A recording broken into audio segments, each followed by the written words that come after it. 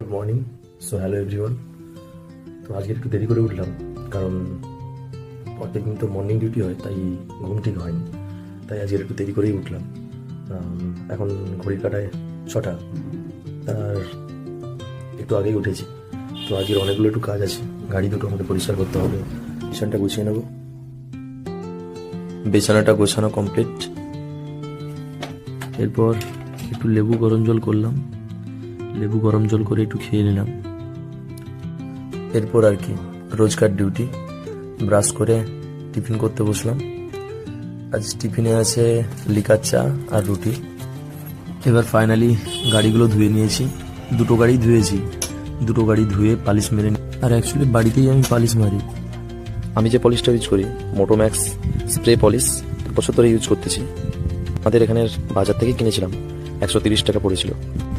আজকের ভিডিওটা এই পর্যন্ত। টাটা বন্ধুরা।